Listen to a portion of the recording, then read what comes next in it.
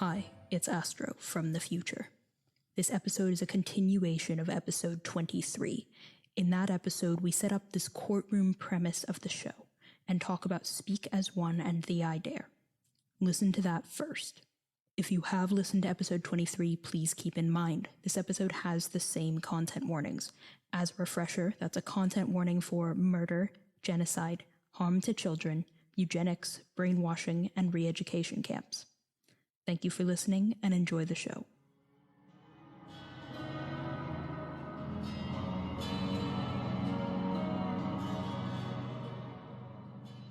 Next up, we are putting In Her Teeth on trial. I am the judge. The first count listed here, she misinforms her followers, tells her followers to rely on her guidance, but will not actively assist them. She ignored her followers being actively harmed, which actually resulted in the creation of a new daemon. Your Honor, are we counting the birth of other daemons as a crime now? We are not, but it is worth noting that her negligence towards her followers was so severe that it created another daemon. Your Honor, I'd like to say that if child abandonment and neglect was a crime committed by the Voices, they would all be guilty and put away behind bars. This is absolutely fair. Our end mother? Who is she really? But she's an absentee parent who doesn't even bother to cook dinner. She doesn't care in her children's educations because everything shall pass. She's such a nihilist, even towards her own followers. It's disgusting. Objection. Sustained.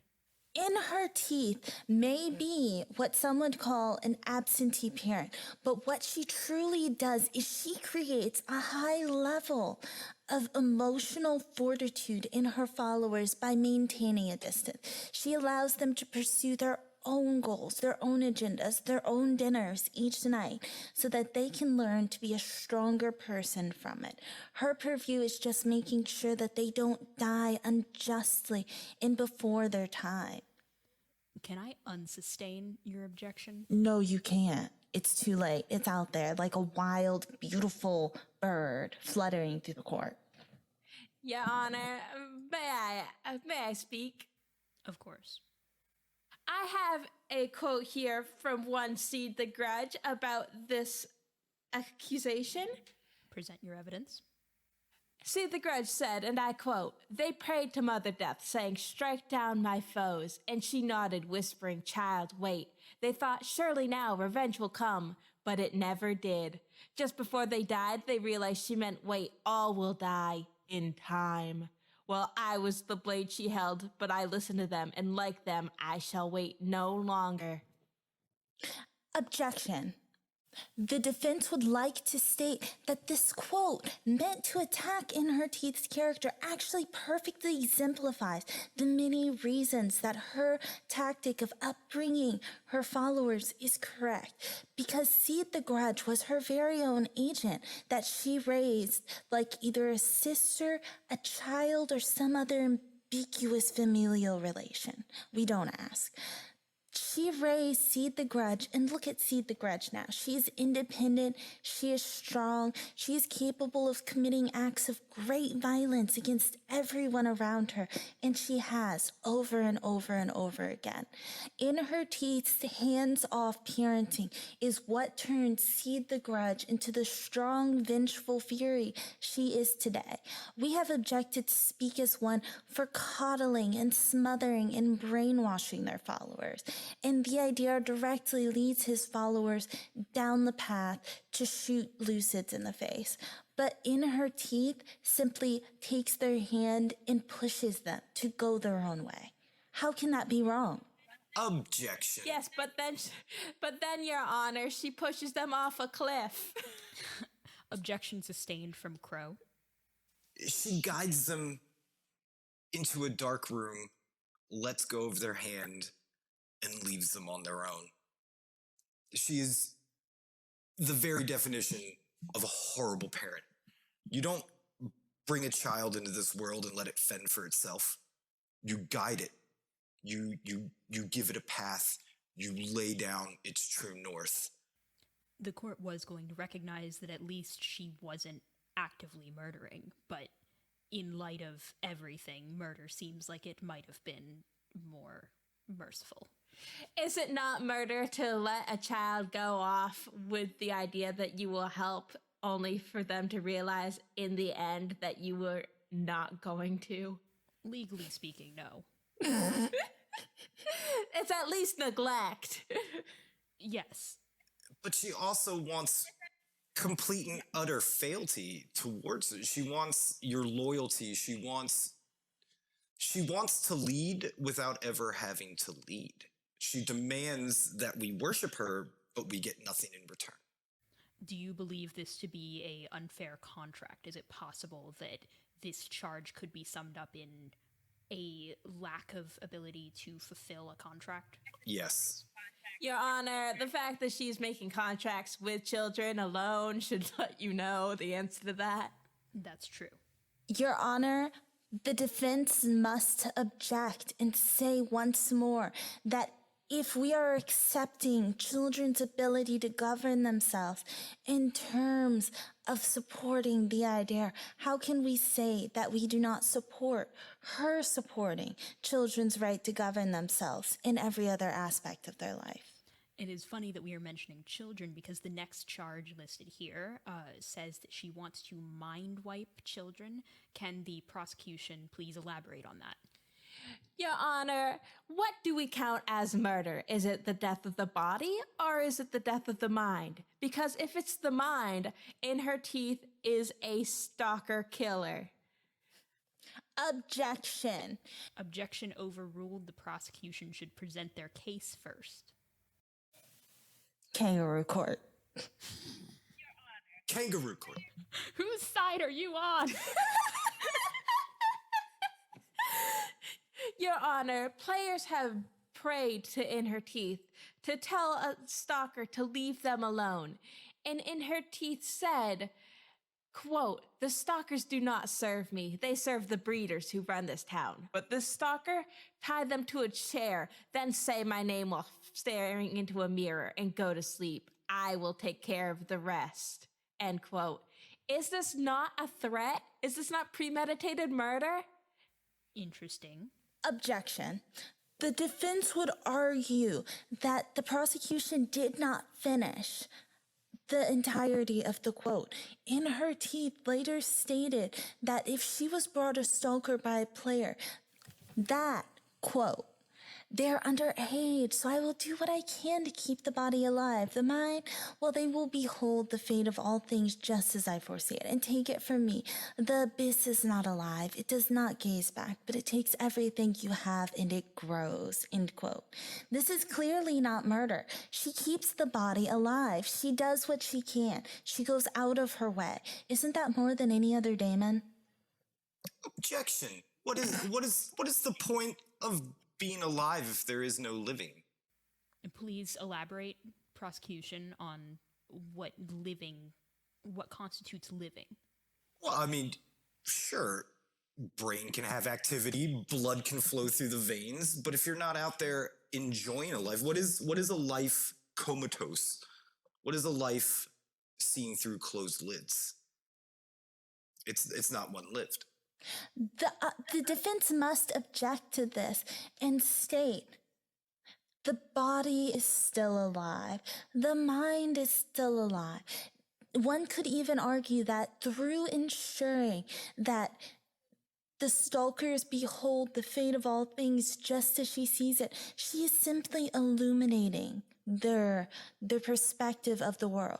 The defense earlier argued that it is wrong to lead a child into a dark room and then release their hand and abandon them within it. But In Her Teeth, by revealing everything as she foresees it, she is leading them into a dark room and she is turning on all of the lights. Isn't that truly one of the kindest things Damon can do? Teaching the children to see everything as the daemons view it? The court would like to point out that these quotes are highly up for interpretation, and would like to ask the prosecution, how do you interpret these quotes? How do you see what is the effect of In Her Teeth exposing the children to this knowledge? Well, Your Honor, Noel has gone on record to say that what she does to them is akin to running a magnet over a credit card. And if you have not done that yourself, it ruins your credit card. Objection. Your credit card is still perfectly physically there. You can still put it onto a keyring and keep it in your purse. The credit card is still good. It has no worth. Well, the defense would like to argue the prosecution has no worth either, but we are still keeping you in this courtroom. That's perjury. Order in the court, please. The last count here for the accused in her teeth is that she wants all of the voices to die. This could be seen as premeditated murder or intent to commit murder. Oh, absolutely it can be. She wants them all to die. I mean, she has gone on record to say that she does not mean that she wants to kill them herself, just that they have the ability to die. But is that not murder to a being that is deathless? Objection. Sustained. The defense would like to point out, if, as we have covered on Speakus 1 and the idea, and even in her teeth, so many of the daimons have committed these terrible crimes, isn't it the only sign of true virtue that in her teeth wants to find a means of ending those crimes permanently? She is not judge, jury, and prosecutioner here. But she could be. An executioner. But she could be if we let her. She would need to contact the court's hiring department about that. Yeah. And next on the docket with Judge Dark Crow is Our Lady of Revenge, SEED-THE-GRUDGE. We did reach out to her for a quote in her defense, and Tid apologized and said she was too busy to be being angry. Fuck, I fucked that joke up. It doesn't matter, it's a shit joke. Anyway, welcome to the Dark Crow's court. Today, on today's docket is SEED-THE-GRUDGE, our mother of revenge. She's a bit of a mysterious one, not known to many of us, but one thing we know for sure, she encourages her followers to actively harm others. Could we argue that her idea of vengeance is just violence for violence sake? I'll leave it to the court. Your Honor, yes, SEED-THE-GRUDGE is very violent because we live in a civilized time where we do not ask an eye for an eye. We go to courts like these and we state our case. And SEED-THE-GRUDGE has shown a phenomenal disregard for the court system and has decided to take matters into her own hands and cause violence just however she feels like. What if those causes are unjust? The prosecution would like to additionally add that not only does she cause violence just because she feels like it, she causes an excessive amount of violence. She encourages her followers to be sadistic. Why do you need to drag somebody by their entrails? Why do you need to drag them across a field of glass? Why is a field of flowers too good for her? Objection. Your Honor. Sustained. Your Honor, I would like to say that the prosecution has taken that quote wildly out of context from what it was. She was just trying to warn her followers that she demands absolute loyalty out of them. So the prosecution is stating that she was threatening children. No, she was simply trying to say that if they were not loyal to her, they would be actively harming her. She is a very new voice. She does not have a lot of followers compared to some of these old types like Speakus 1. So at the beginning, she was very reliant on the small number she had. Also, it's like that's the defense. Shut up. It's fine. We're just going to edit that out. I'll allow it. So, if I can present something towards the court, though SEED-THE-GRUDGE is a newer voice, she's an old ideal. She may be not welcome in this new enlightened age. It's difficult to say because there are, many of the daemons that we have, even Hunt the Strong with a new flashy getup, he is also an old idea, and perhaps not the best example because he is not welcome on account of the fact that he is murdering. But a lot of these daemons, some of them old, some of them new, some of them in new clothes, but same story. It may be that some other voices find her distasteful, but if she is here in the present day, does that not mean that she appeals to some humans in this day and age? Your Honor, I would like to put forth that Redacre is, for better terms, a war zone. Children are out there watching their friends die or disappear. They've seen their parents turned against them by Speaker's One. It's only natural that they want vengeance. So, of course, SEED-THE-GRUDGE came into being here in Redacre. It was inevitable. But something being inevitable doesn't necessarily make it a good thing. Am I right in thinking that, Court? No, not at all. And in fact, that is why we are here today. We are here to address whether or not this is a good thing, or whether SEED-THE-GRUDGE should be held accountable for the things that she says and does. Now, if she wasn't a good thing, then surely the pact wouldn't have made her leader of all of them, right?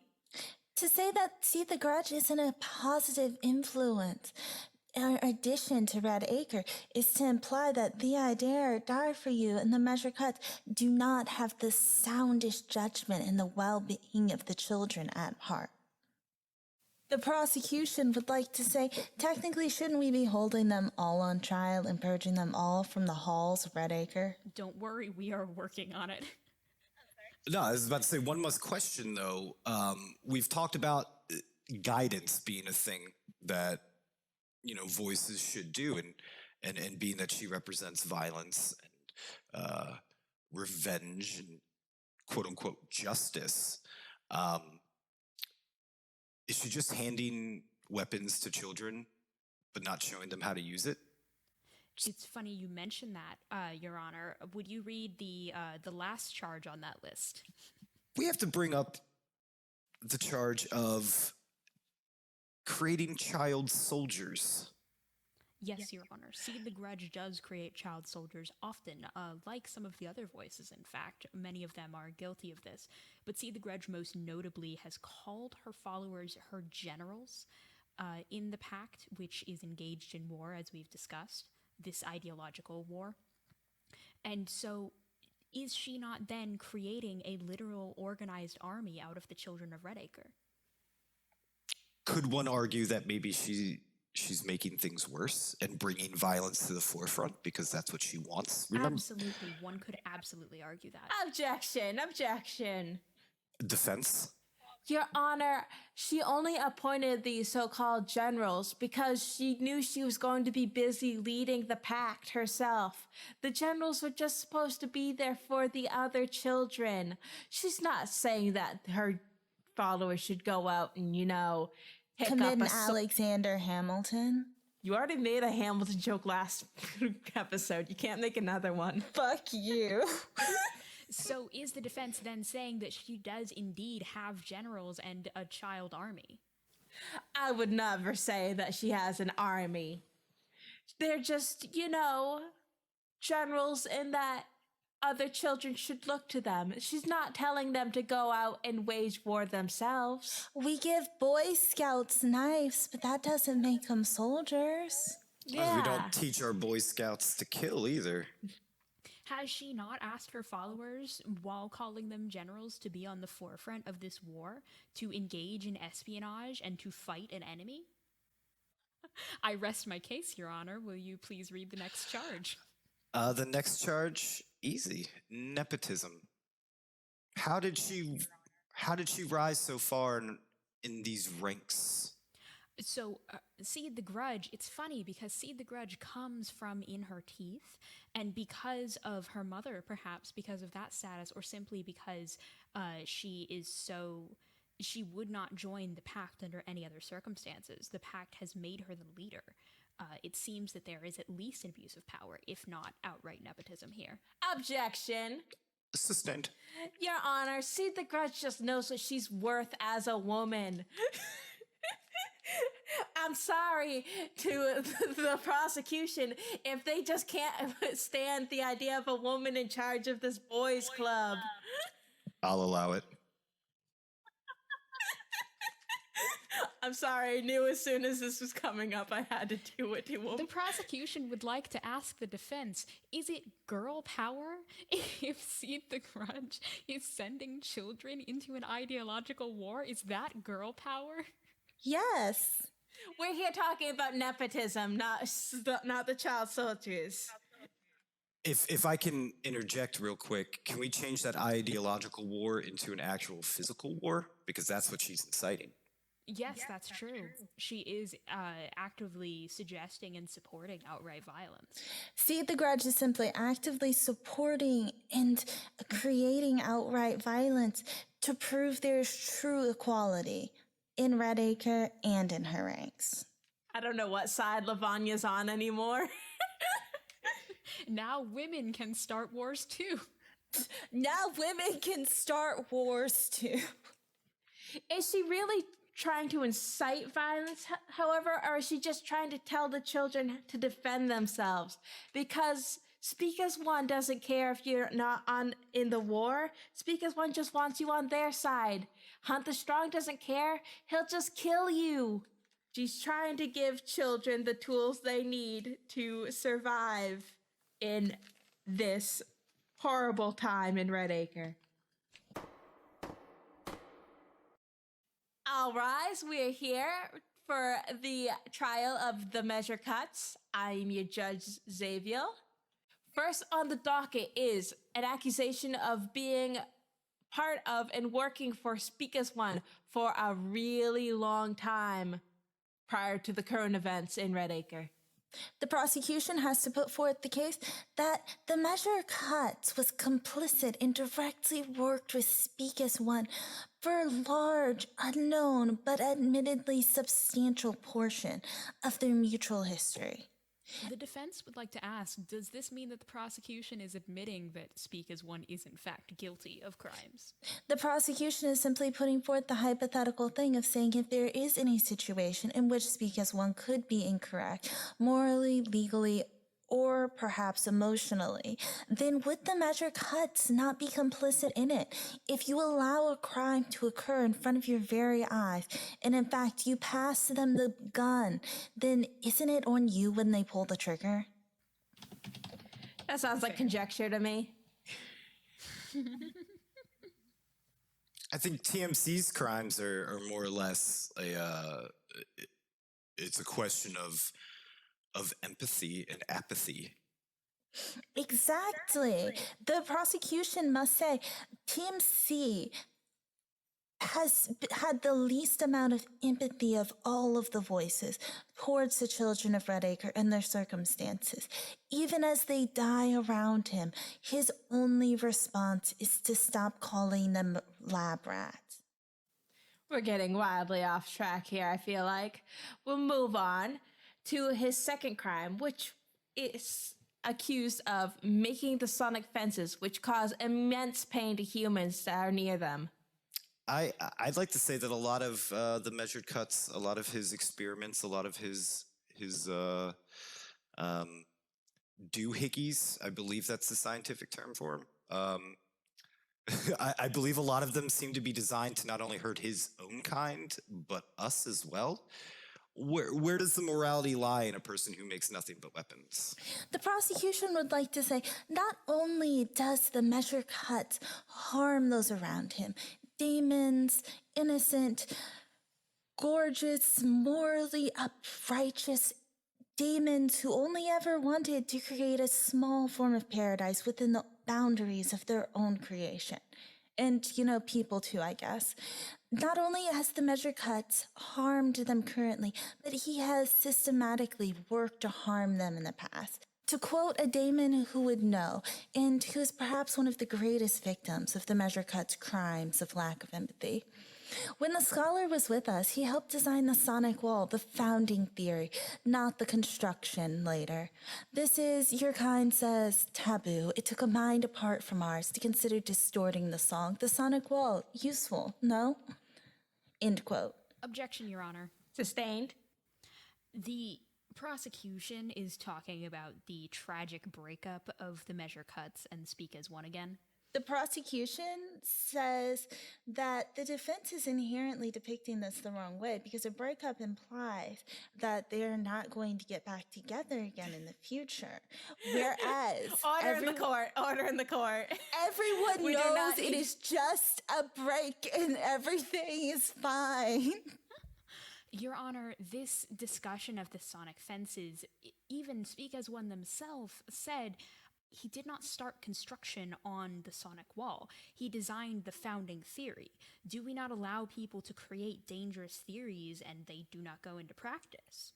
Your Honor, I was about to say, yeah, do we hold a scientist, a being that is in charge of furthering their own kind, our kind, understanding, do we charge them the same way that we would charge your typical human? Because the strides... Well, there's no voice court, so we gotta work with what we got.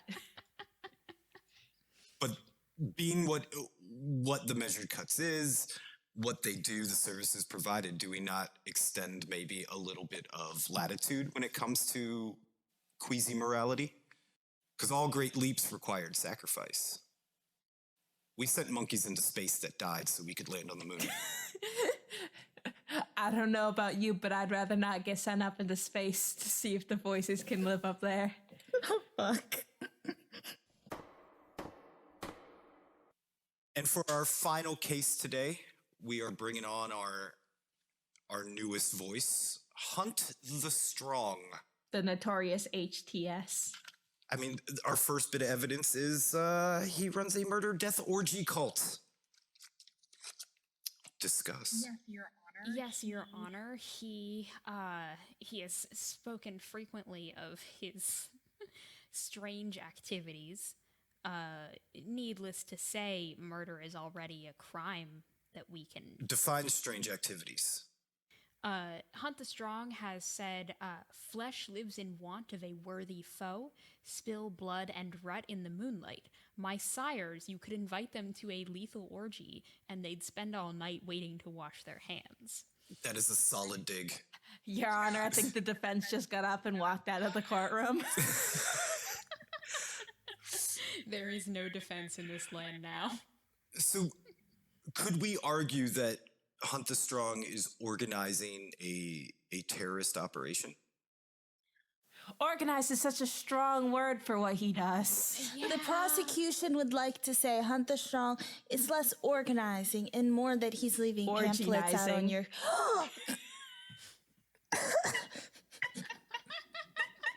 Are you dying? I'm not laughing. Order in this kangaroo court. Okay. I'm reaching into my greasy pouch and I'm taking out the next set of charges. They're a killer. They've killed gods, they've killed people, they killed their own hosts. How? Yes, that's true. We have evidence, eyewitness evidence. Get it, eyewitness, because Speak as One said it. We have eyewitness evidence from other daemons. Object. I'm holding you in contempt of Objection, court. religious insensitivity in the Holding you in court. contempt of court for that joke. We have evidence, these statements by other daemons, confirming that Hunt the Strong does in fact kill his own hosts. He pits them against each other and has them compete to the death. And because of that, he has not been fair. He finds it difficult to continually find hosts to support himself. As a daemon, he can't support himself. Objection. The defense has to say he is choosing people to participate in his murder-death orgy cult. But the thing about it is, he does not force this choice upon them the way that Speak as One does. He not only... Your Honor, I would like to point out that he does, in fact, force people to become his chosen as of recent events in Red Acre. I'll allow it. Objection. That is disingenuous. He asks his chosen to renounce all other daemons, and they do so willingly. If a follower of the deceased and much beloved, never forgotten, dance for us, host, choose not to forsake him, choose to simply lay about idle, is it truly his fault that he picks them up and puts them in his greasy pouch? Your Honor. Your Honor, I would like to think that Lavanya has forgotten the last time he visited where he just decided to just pick up people and make them chosen, even though they renounced him. Your Honor, on the topic of choice in this matter, would you read the next charge? Funny you should say. He takes agency from his hosts and the hosts of others. He forcibly moves himself into your brain. Yes, and because we have had this tragic death of the god Dance for us, her followers, the children of her followers, have now had their minds forced open, and Hunt the Strong has made himself a place there. He is not able to take full control of them because they are not adults. They are still children. But the adult hosts seem to be less lucky. We have seen the teacher Stanek, who was Belle's teacher previously, a follower of Dance for Us. She now wanders Redacre lost and confused and has some amount of choice in what she does. For instance, she was able to give a notebook of her studies of the Old Tongue to the Pact. However, she is unable to read those notes. She is unable to remember Dance for Us. And Hunt the Strong has given no sign that he is planning on moving out. In fact, the host, the unknown caller, who was also a follower of Dance for Us, is firmly under his control, and although they are trying to break out, they are unable to. So can we add trespassing onto the list of... Mental trespassing seems fair. Is it trespassing if the property is owned by a dead person? No, it's squatters' rights at that point. Yeah. So let me present this to both the prosecution and the defense. We have a character who forces himself into a person's mental state. We have a known killer, a premeditated crimes. And we also have someone, what I would really like to ask is, do they do this out of enjoyment or do they do this out of necessity? Are we looking at a Hunger Games scenario where they sit back, kick up their feet, and watch as the small wipe themselves out? Where do you find... We've discussed we're in a time of war, and things happen in a time of war that are unpleasant, but where do we draw the line out of someone who so clearly seems to enjoy the conflict and the pain that they bring? This is rank speculation, Your Honor, but we have been told that daemons are... for lack of a better word, fed. They are supported by their hosts, fulfilling their command.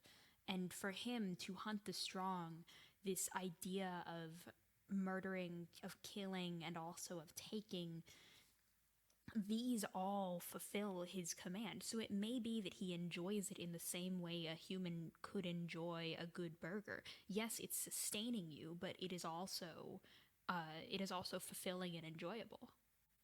So where do we put... Because we've discussed a lot of smaller evils, larger evils, but we haven't really discussed... A lot of what we've discussed so far today has been reactionary, whereas in Hunt the Strong takes the initiative. As I said, premeditated, things were planned. How much more culpable would you hold him towards... not just the murdering, but the taking of the agency, where others, as I said, are reacting to events where he is causing them? He seems to be the one to tip the dominoes, as well as setting them up. Like, where do we...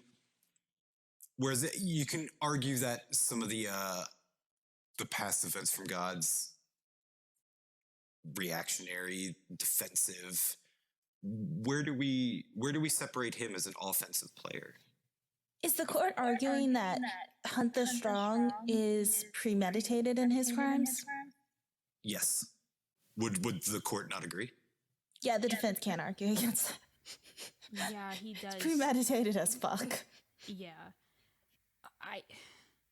It's difficult to draw the line on this idea of, like, if you must do something, are you guilty or are you blameless because you had to do it? And that is always a question that courts worldwide are constantly grappling with. But I would argue that where lives hang in the balance, it seems to matter less.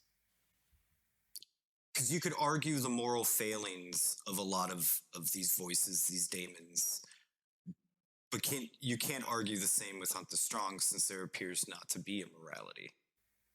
In fact, yeah, if he needed people to sustain him, he could stop killing his own hosts, but he is still doing that. It seems that he derives some enjoyment out of it. So does this not make him a bit more culpable for his crimes? Because his crimes are his alone. Well, ultimately, we do have to leave that to the jury to decide.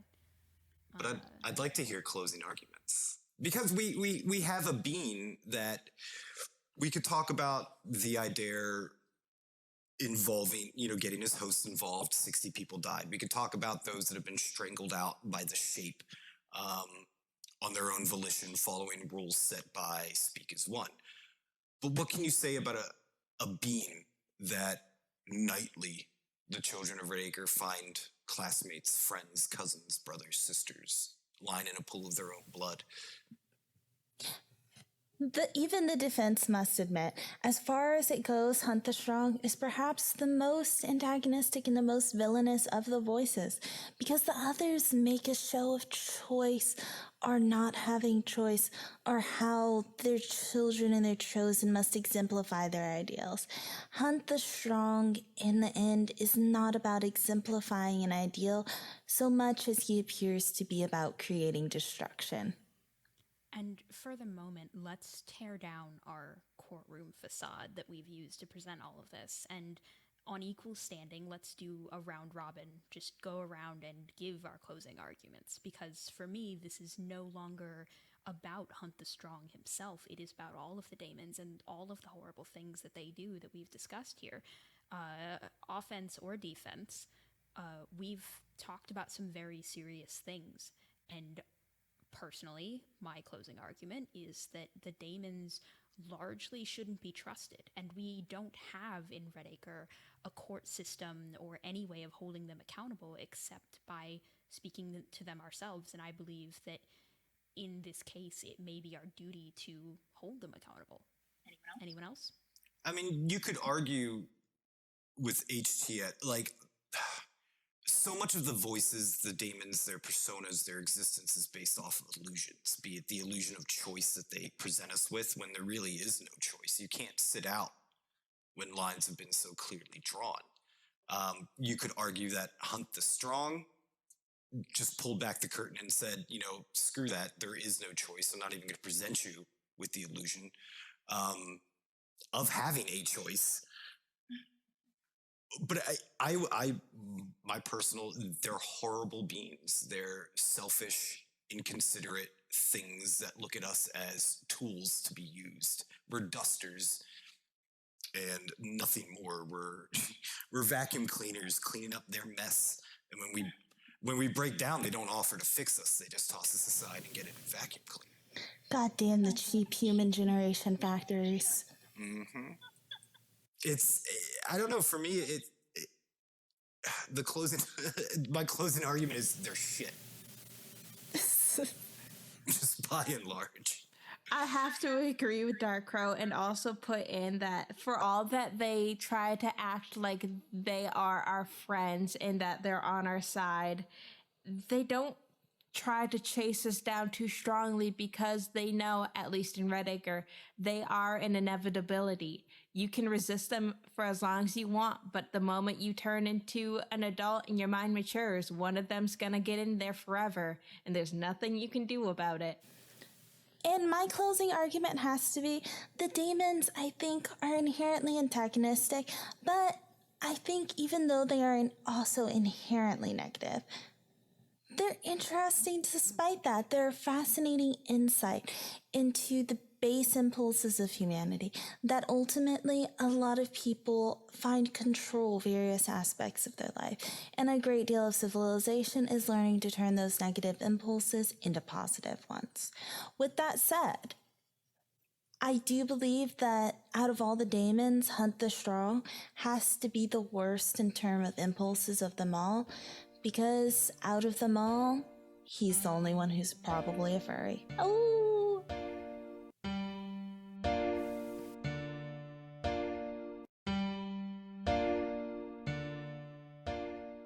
Right now, people across the US are protesting, asking for police reform.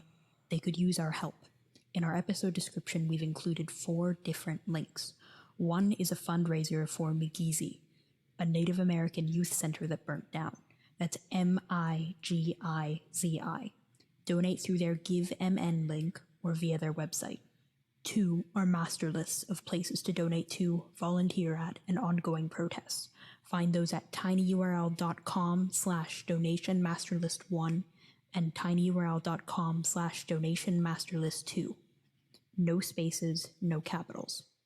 Finally, we're including a link to Act Blue's Split Bail Fund.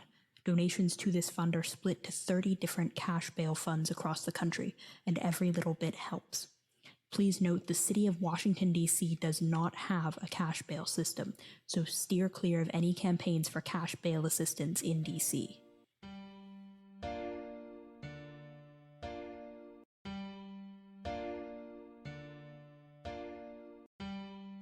The Blackout Club is made by Question Games. Our transcripts and assets are by Lavanya. Audio editing and video is by me, Astro. Our guest today was Dark Crow. Xaviul is inevitable. Just give in.